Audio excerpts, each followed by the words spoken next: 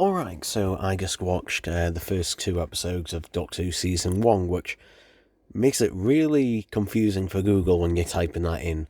Anyway, yeah, I've just literally just finished watching the first two episodes, as you can see the time in the top corner, and my feelings on it are very mixed, and I don't know, it was kind of what I was expecting, and but for mixed results. Anyway, I'm gonna try and avoid spoilers and that as much as possible, but I'm gonna have to actually, talk a bit about the episodes and that. But yeah, these are just my initial thoughts on the episodes anyway. So, starting off with episode 1, Space Babies. Oh god, this was a chore to sit through. Like, the first half of Space Babies is so boring.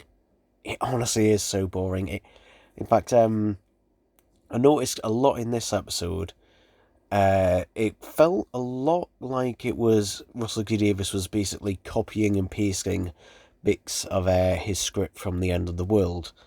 Literally, in some cases, like for example, there's the whole bit where Ruby Rose wants to call her mum, and the Doctor then sonics her phone, and that to do that. Then there's the whole giving the companion the TARDIS key, which it comes pretty early on, and that it's something that wasn't really done, and that for quite a while. I think the last time was Clara.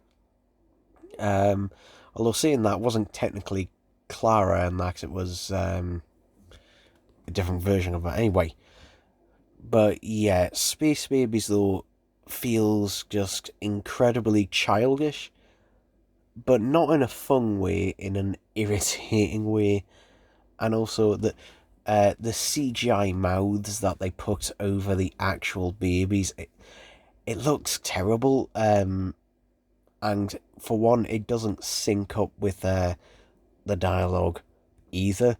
So yeah, it just feels in all regards, and it just feels, like it's a kind of nothing burger type story where, I don't know, it just feels like Russell T Davies has just gone completely as kid Frank. Like, honestly, I think the only people who would actually find this episode enjoyable are babies, although saying that, they'll probably fall asleep by the end of it, and that or halfway through, because again, it just takes forever to get go. Like, it's not until halfway through, or just over halfway through, I should say, the story, that the episode actually, starts picking up a bit and getting a little bit more interesting. But even then, it's just, why? Why? It's hard to describe it, but it just kind of feels like there was this idea for a story, and then it just feels like it's stretched out to a 46-minute runtime, which, yeah, these episodes, episode 1's 46 minutes, episode 2 is 49, so basically, despite having another decrease in episodes, and that the episode count, the episode lengths haven't increased to an hour long, which I know was a rumour going around, but yeah, at least for these first two episodes, now they're about the same as Jodie Whittaker's episodes, which were getting meant to be 50 minutes, but realistically were only teeny tiny bits longer than the 45-minute runtime. Anyway, so yeah, I'm gonna talk about a major spoiler at the end of this episode. So basically, I'm gonna pull down my notifications, and when I do, basically that's when I'm talking about spoilers, and you can know to mute it, and then when I pull it back up, then you'll be fine. So here we go. Okay, so it turns out the monster, which barely has any screen time in this entire episode, is made out of baby's snot. Yeah. And, oh, God. Okay, the way it's done, I'm not mad about the way it's done and that, but yeah, the whole thing of it being made out of baby snot, and then it has to be saved, it hasn't done anything wrong type thing. Nothing is evil, nothing is wrong type thing. I don't know, it just kind of feels like I'm getting the impression in this era, just like, oh, there's going to be no death ever type thing, and it's just not going to be as consequential. And that, I mean, there is in episode 2, technically, but it's all there's 2 that are off screen. So, yeah, it does get me worried for that. But, yeah, it was just like, it just felt. But anyway, going back to spoiler face up, this episode kind of felt like it was a CBBS episode of Doctor Who. I think that's the best way to describe it. It's a CBBC episode of not even CBBC, CBBS Doctor Who. Like, that's what this is. This is CBBS Doctor Who. So, yeah, and I don't know. In terms of Ncuti Gatwa, in this episode, I did find him a little bit too. I don't know, like he's got 2 AA batteries shoved up his arse the whole time, because I do like it when he does get energetic at times, but to have that constantly throughout, and that it kind of doesn't leave anything, to sink in or anything, when it's just feeling like it's just energy. It kind of feels like he's almost vibrating, and that at times, and that. But it does seem to be more of the writing, that the way he's written in this episode, because when we get to the next episode, which suppose we'll do now, so to sum up Space Babies, I think it's pretty shit, to be honest. Like, I didn't find anything about it, abysmally bad. I just found it to mainly just be boring, to be honest, more than anything else. But especially for a series opener, like, you really want to go with a bang, though. Really, this series treats the Christmas special, really, as the series opener more than anything else, really, because I've also noticed in these first 2 episodes there are constant flashbacks in this. Like, for those who remember the Daleks colorization, where it had constant flashbacks to things that literally just happened in the episode, which were pointless. This has the same. This series so far seems to have the same thing, where we have flashback after flashback of just things that are happening, and it's just like, for God's sake, why do we need so many flashbacks constantly breaking it up the plot, which happens in this episode, but also happens in the next episode as well. It's like, does RTD not trust the audience to remember anything? And even if they don't, is it that vital we need to stop everything to have a flashback? And that, because it does feel like there are times here where you're just kind of bombarded, and that, with them just like, oh, we'll have a flashback here, we'll have a flashback here. Yeah. But anyway, getting on to episode 2. Episode 2 was much better. I did enjoy episode 2, and I didn't love it. I didn't think it was the best thing since sliced bread or anything like that. But it's like one of those episodes where probably in the future, like, it won't be a one that I go out of my way to watch, but it'll be a case of, well, might as well watch that. I did enjoy it. Somewhat. I think also because we had an actual villain in this one, whereas in the first episode, we have basically a mindless monster that barely has any screen time whatsoever. In here, we have an actual villain, and yeah, I'm gonna have to kind of skirt around things, but the plot synopsis, if you don't know, is this creature, for lack of a better word, what is it called again? What is it called? Conductor? No, Is that the word? Not the word. I've literally just watched the episode and I'm forgetting it already. That's the problem as well. I'm just forgetting it. Is conductor the right word? Anyway, music and that, because again, they keep changing the name. But anyway, we'll call this character Music for now. So, Music is basically eats the music, for lack of a better word, and gets rid of all music and that in the world, or on Earth. And without music and that, we all eventually die out because of wars and blah de blah blah blah type thing. And minor spoilers in that there's basically, we're told that this is a creation or something along those lines of the toy maker. Now, yeah, it is very toy maker-esque type thing. It's kind of a pseudo sequel to The Giggle in a way, and it is nice to sort of do something a little bit different than that. Something I found a bit jarring is the way the Doctor initially reacts when he finds out who's behind it, or what is behind Music and that disappearing.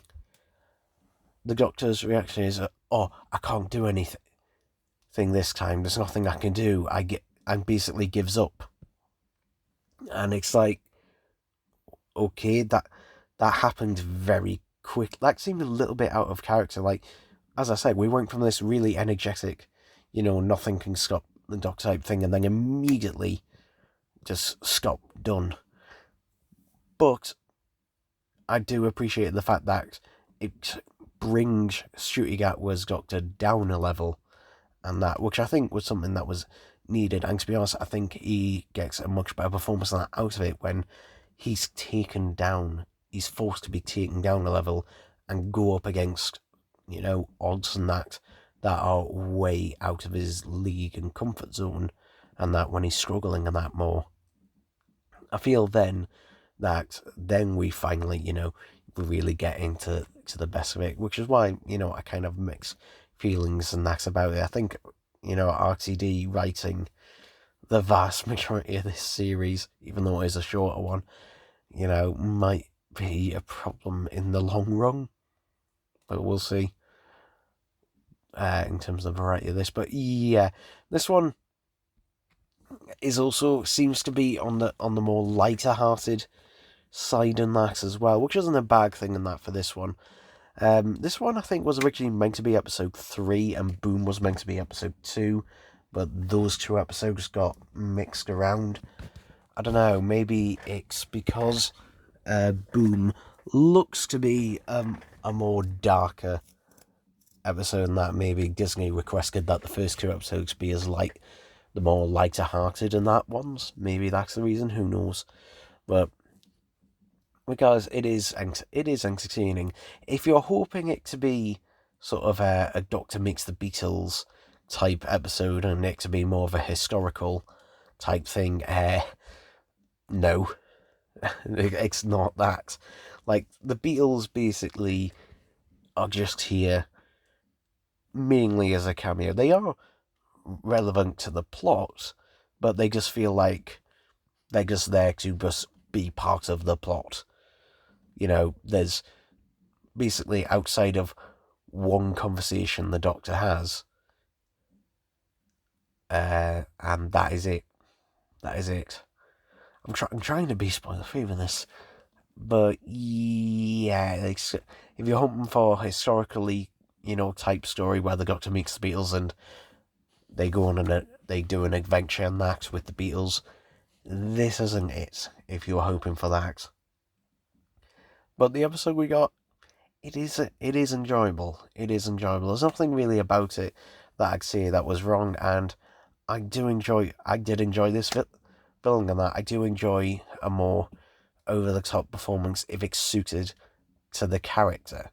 And with this one, it definitely does fit. But I don't want all of them to be this. would like some variety in that. But with this type of tone, I think this one definitely, things sort of gel together and that better with it than it did in episode 1. Like this one, you can actually, it's more goofy in that at times and that, but it does take itself more seriously and has its serious moments and consequences for things. Whereas in Space Babies, I never really felt like anyone was in danger ever.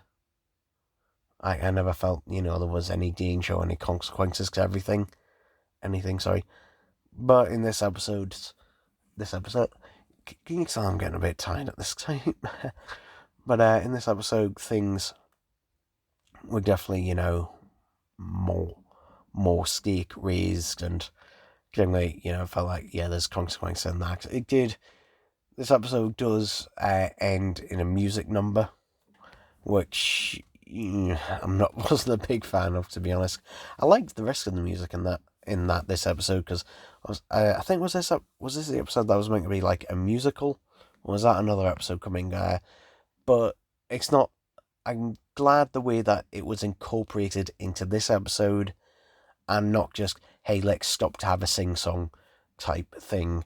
So yeah, I'm glad the way it was handled here, because I was really worried that, suddenly the plot is going to stop so we can have a little sing-song. But thankfully that never happens in this, at least not until the very end, which is fine, because the story's over, essentially. But, yeah, that episode, it was decent enough. It was definitely probably the most enjoyable episode, and that's for, these two.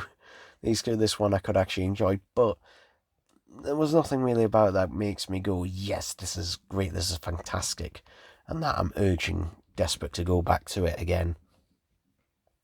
So, yeah. Quick note though, on the title sequence, the logo is better integrated into the title sequence than it was during the 60th anniversary, and the Church of Ruby Rose, it's slightly better integrated rather than just a literal PNG floating towards the screen. This time they've added a few more effects and that onto it, so it looks a bit better. It's integrated into it a bit better, so that's nice. But yeah, overall, it's, to be honest, I'm glad that we got both episodes back, these two episodes together, because if we'd only have gotten Space Babies, like, my hope for this era would just be gone.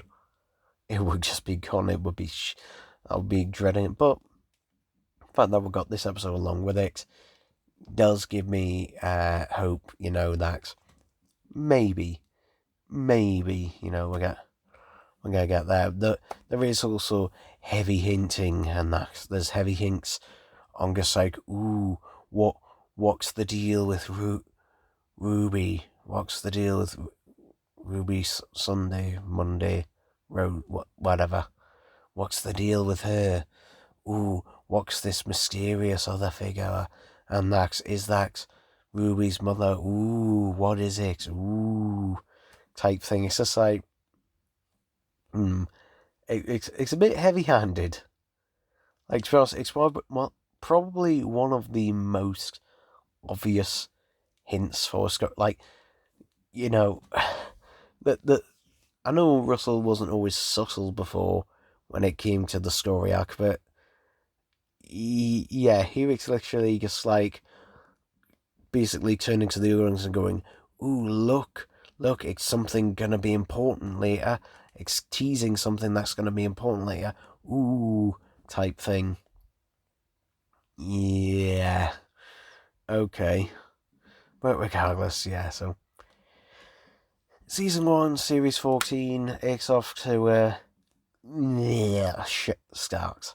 And that it had a pretty, again, nothing burger beginning. But the second episode, was an alright burger. Was alright. I'm not desperate to go back to it, but I wouldn't mind having it again. So, yeah.